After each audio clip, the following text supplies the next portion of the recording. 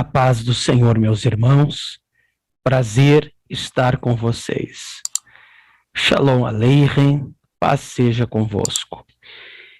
Estamos com o trabalho de gravar mais esta aula, mais esse estudo da Palavra de Deus, a nossa escola bíblica, onde teremos, nesta lição de número 5, o título Jesus Cristo e este crucificado, a mensagem do apóstolo.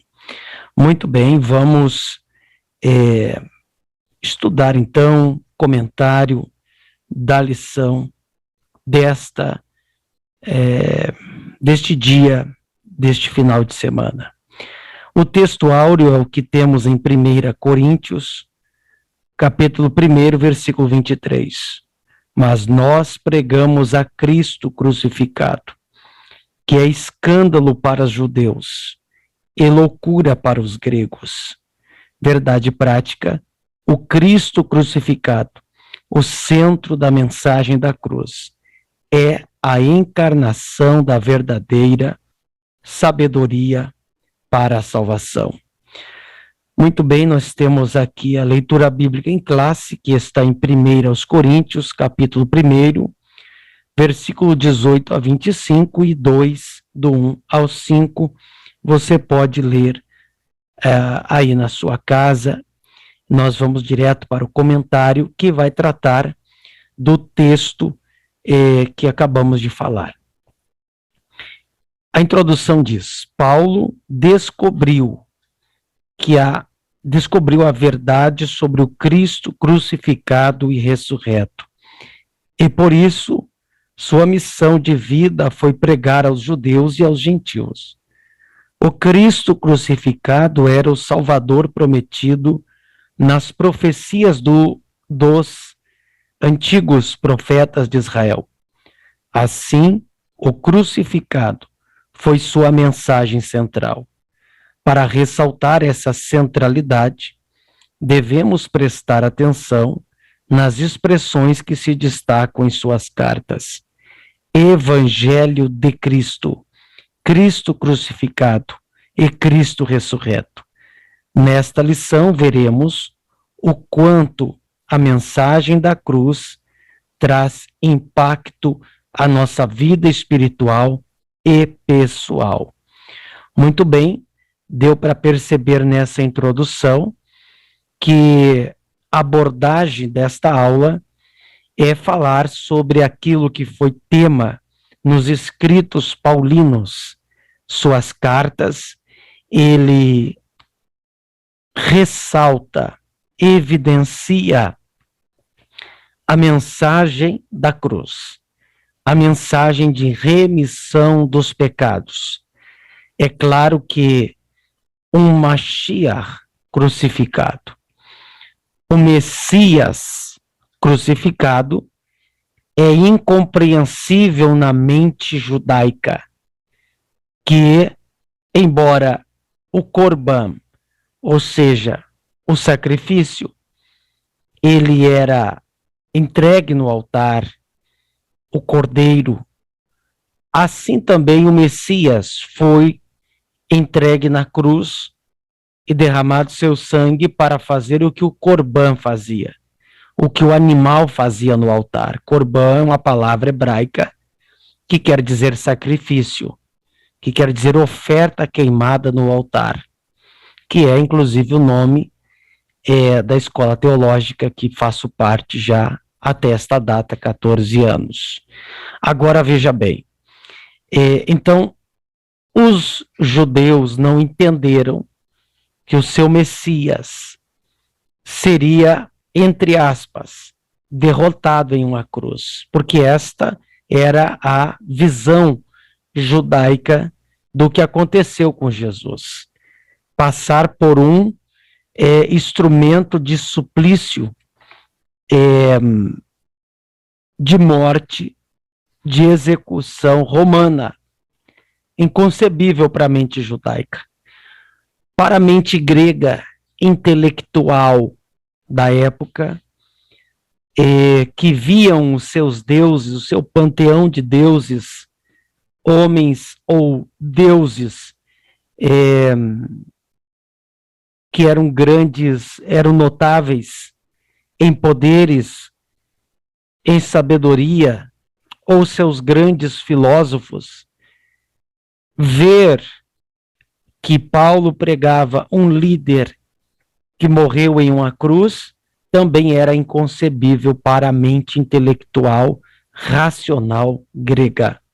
Todavia, quer judeus ou quer gregos, não entendessem, este era o Messias, este era o Filho de Deus, e era a mensagem que Paulo tinha para a salvação, para encher um coração vazio. Então, esse era o dilema do apóstolo, tentar introduzir o Cristo, a sua mensagem, tendo de dois lados judeus e gregos, e nenhum e nem outro estavam querendo entender a mensagem de Paulo. A centralidade da pregação de Paulo, o ministério de pregação e o Cristo crucificado, sem menosprezar os demais escritores do Novo Testamento, indiscutivelmente, o apóstolo Paulo foi o teólogo maior, cristão e doutrinador do cristianismo. Não há dúvidas quanto a isso. Nenhum se comparou a Paulo no tocante à doutrina do evangelho. Paulo, ele sintetizou aquele que os evangelhos anunciaram como Filho de Deus. Paulo agora, ele traz para a igreja as doutrinas centrais da fé, a martiologia, o pecado, a soteriologia, a salvação, a pneumatologia, a doutrina do Espírito Santo, até a escatologia, a doutrina das últimas coisas, a disciplina na igreja, a ceia do Senhor, o batismo em águas, o batismo com o Espírito Santo, tudo bem registrado em Lucas, em Atos, mas melhor explicado, os dons espirituais pelo apóstolo Paulo. Então quer dizer que Paulo, ele deixou um legado doutrinário muito grande para a Igreja de Cristo. Suas cartas, baseadas na fidelidade aos ensinos de Cristo, lançaram os fundamentos das doutrinas cristãs. Era o que eu acabava de falar. Embora Paulo não tenha convivido fisicamente com Jesus Cristo,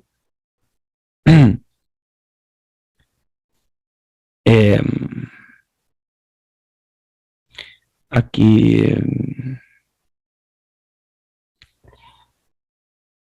embora Paulo ali estava dizendo, eu percebi aqui na minha revista digital a falha de um trecho e de uma porção, então, a parte B do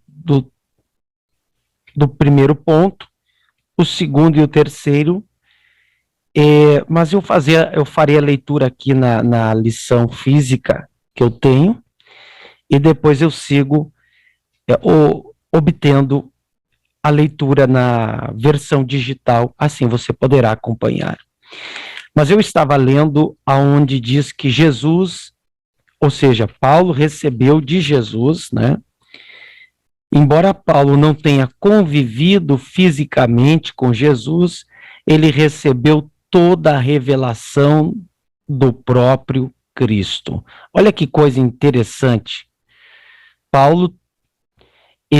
Jesus apareceu a Paulo muitas vezes.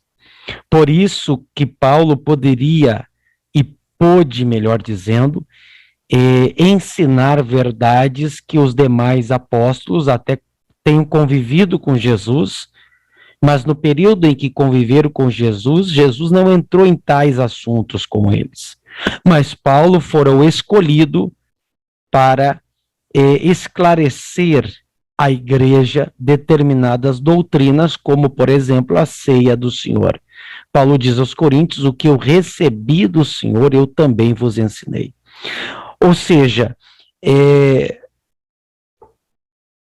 aqui nós temos, então, ele recebeu a revelação do próprio Cristo para pregar o Evangelho sem se opor aos ensinos dos outros apóstolos.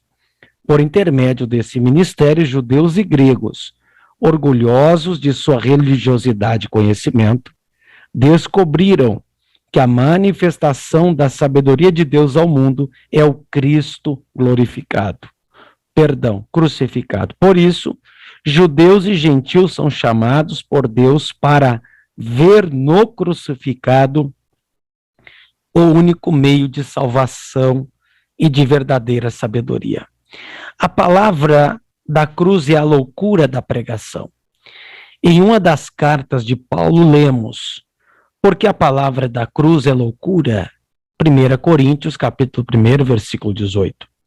Havia uma mentalidade na época paulina em que a palavra da cruz era uma afronta aos religiosos e filósofos. Por exemplo, acreditar que uma execução romana podia ser um instrumento pelo qual a salvação dos pecadores fosse consumada era tolice para eles. É o que eu falava anteriormente. É complicado entrar na cabeça dos gregos que o grande centro da pregação cristã na verdade havia morrido em uma cruz. Nesse sentido, a cruz de Cristo não produziu atração, mas rejeição, pois era um instrumento de suplício e morte. Para os judeus e gregos, a cruz era considerada loucura porque chocava a sabedoria humana, enquanto os judeus queriam sinais físicos, milagres visíveis, os gregos desejavam argumentos filosóficos que mostrassem a lógica da mensagem. É isso.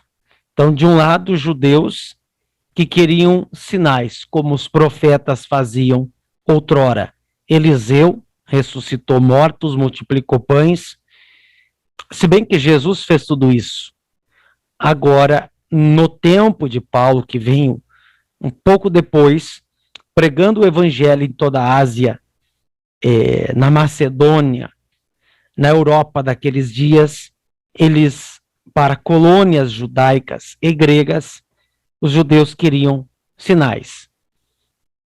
E os gregos, eles não concebiam a mensagem de Paulo, porque a filosofia grega cobrava os seus super-heróis. Então, isso era bem difícil para Paulo. A expressão-chave da doutrina de Paulo, o Evangelho de Cristo, além de aparecer nos evangelhos Mateus, Marcos, Lucas e João, a palavra evangelho também aparece nas cartas de Paulo, Evangelho de Cristo.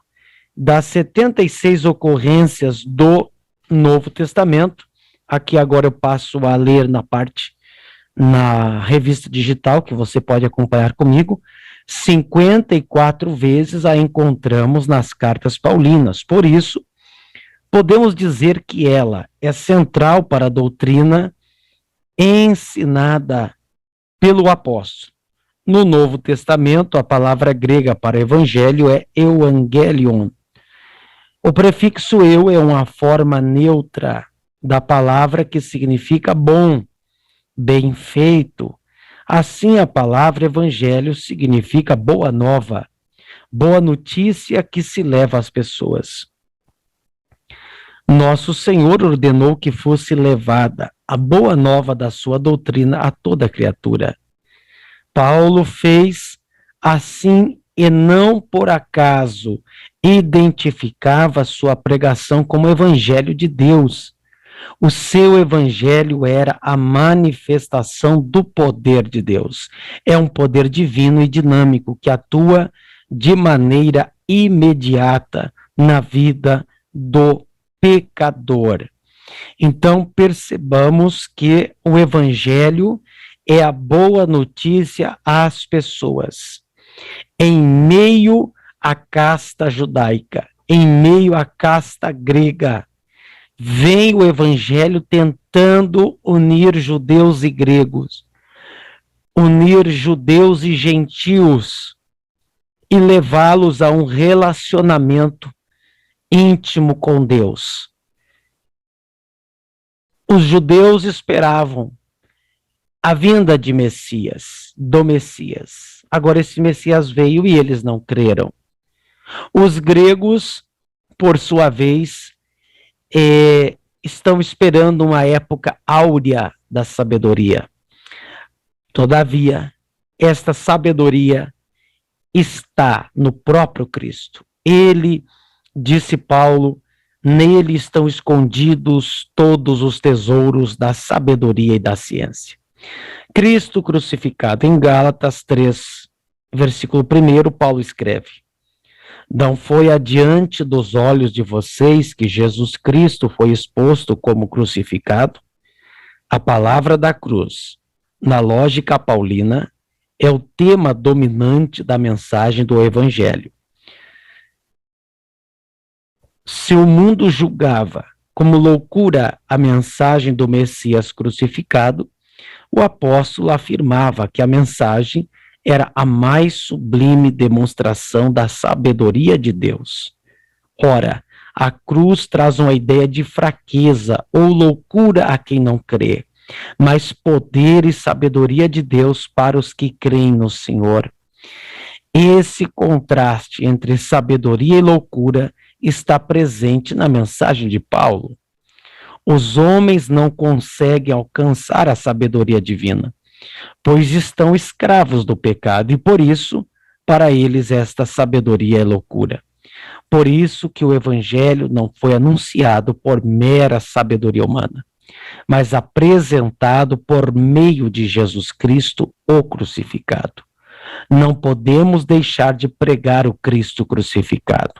O tema da expiação dos pecados deve ser mais pregado e ensinado em nossas igrejas. Verdade. A sublime demonstração da sabedoria de Deus é o Cristo. Esse Cristo crucificado. A própria sabedoria de Deus pode levar aqueles que creem no Evangelho a um estado de viver sábio, a um estado de paz. Afinal, a sabedoria do mundo, ela é loucura, porque não redime, não melhora, não evolui o ser humano, não o reconcilia com o eterno. Mas a cruz, ela é a ponte. A cruz, ela é o elo que estava quebrado.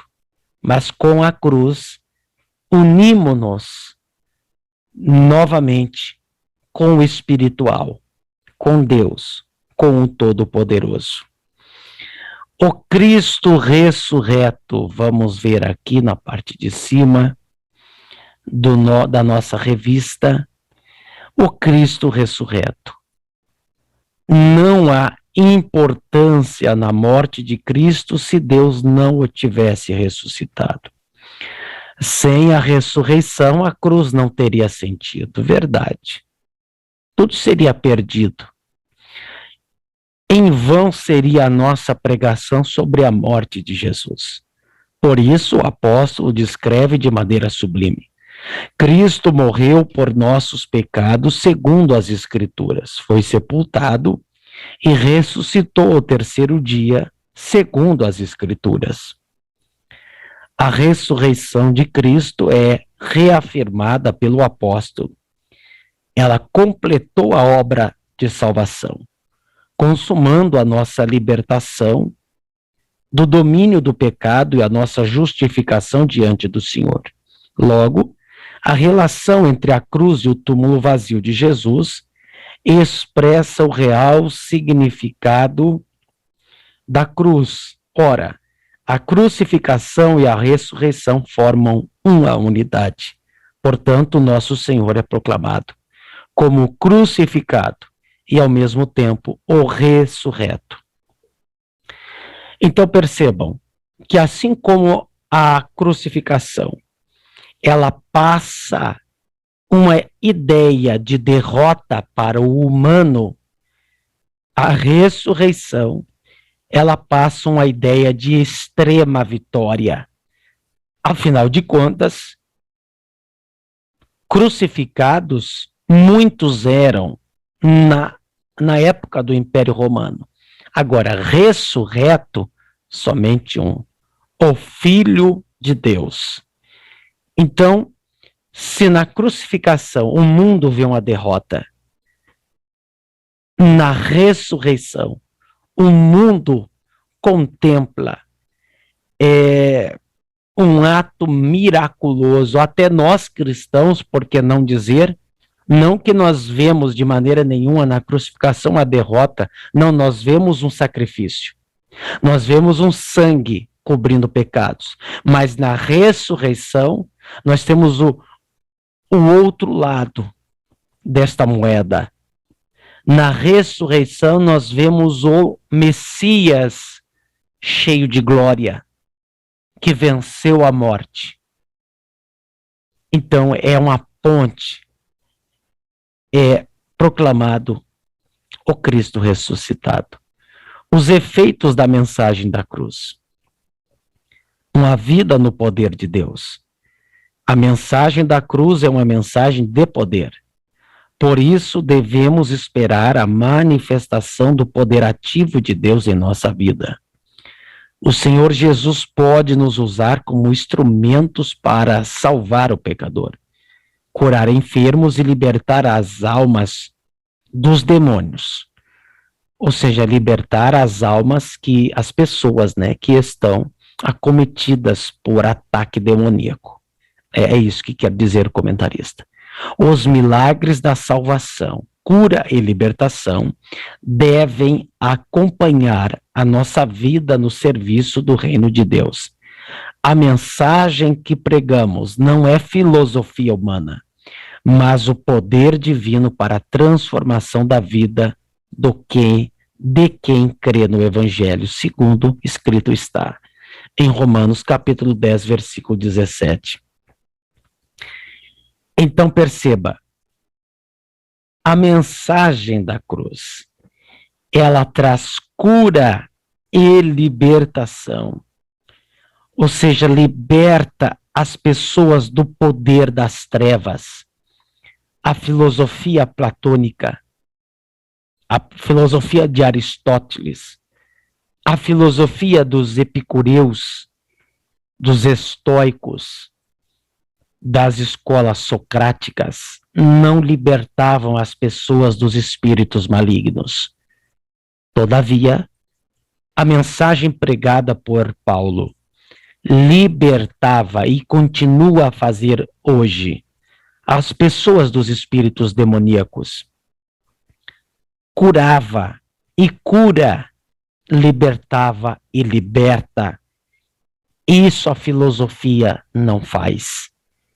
Isso a sabedoria dos gregos não podia fazer.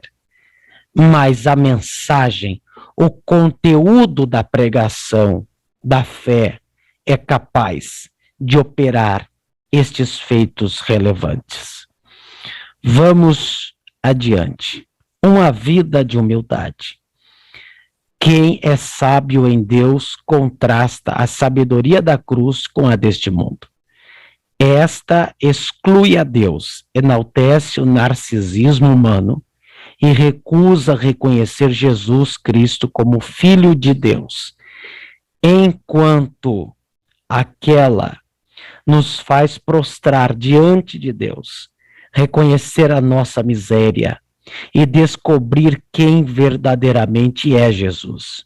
manso e humilde de coração.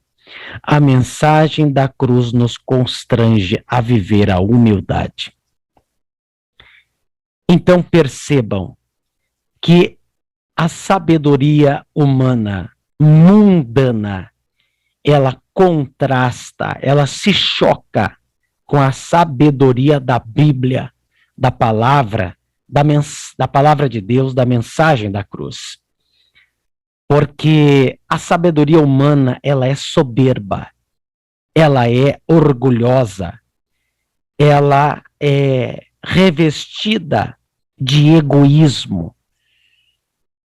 No entanto, a sabedoria de Deus em Cristo, no Evangelho, torna o homem a conhecer a sua miséria, a sua impotência, porque somos impotentes, somos miseráveis.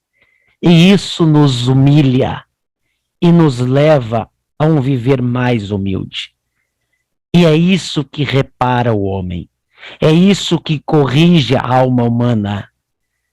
Porque uma alma soberba, orgulhosa, ela mais se parece com um maligno do que com um Deus. Por conta disso, a Bíblia diz: o mundo inteiro jaz no maligno. Mas aqueles que estão atrás da mensagem da cruz perseguem esta mensagem. Ou seja, melhor dizendo, seguem esta mensagem, levam a vida mais humilde e tornando-se um ser humano melhor. Uma vida na dependência do Espírito. Nada melhor do que a mensagem da cruz. Nada melhor do que a mensagem da cruz para revelar quem nós somos. Como apóstolo, devemos ter a plena consciência das nossas fraquezas humanas, limitações pessoais, medos interiores. Por isso, as Escrituras nos estimulam a jamais depender ou confiar em nós mesmos, mas exclusivamente no Espírito Santo. O Espírito nos faz agir e ter criatividade e fazer as coisas de modo que glorifique a Deus. A mensagem da cruz nos ensina a depender exclusivamente do Espírito. Uma vida dependente do Espírito Santo. Não estamos sozinhos. Deus, o Senhor Jesus, não nos deixou sós. Nos enviou o Consolador, o Paracleto Divino, o Ruach HaKodesh, o Espírito Santo. Ele nos guia em toda a verdade. Ele intercede por nós com gemidos inexprimíveis. Ele ora conosco. Ele nos dá a revelação, o entendimento das palavras de Jesus. E nós precisamos viver na dependência e na direção desse Espírito. Uma vida na dependência. Nós dependemos do Espírito Santo, não de nós mesmos, porque senão acumularíamos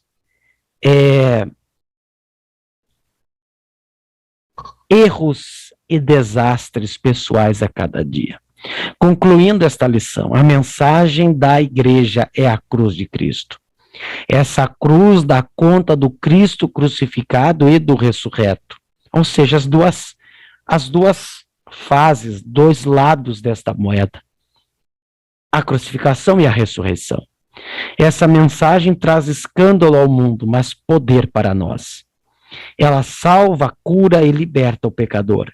E ao mesmo tempo que nos revelam a vida de poder de Deus, humildade e dependência do Espírito. A mensagem gloriosa da cruz transforma o homem inteiro. Nada redime o pecador. o malfeitor, o bandido, o assaltante, a prostituta, o doutor cheio de razão, mas também é pecador. Ou seja, a cruz ela consegue levar o ser humano a uma intimidade com Deus. Ela conserta o pecador. Ela corrige nossa alma. Que Deus abençoe, que você possa estar seguindo a mensagem da cruz. Tente responder a essas perguntas que aparecem aqui na lição. Você pode pausar o vídeo, voltar a assistir novamente. Tente responder em um caderno, na lição, para que você seja melhor, tenha uma compreensão melhor da lição. Eu te convido para que na próxima semana você esteja conosco para o título da lição número 6, Paulo no Poder do Espírito. Eu te agradeço por estar até aqui conosco, que Deus abençoe sua vida de uma forma poderosa em Cristo Jesus. Siga neste caminho. Obrigado por ficar até aqui prestigiando esse trabalho. Deus abençoe em nome de Jesus.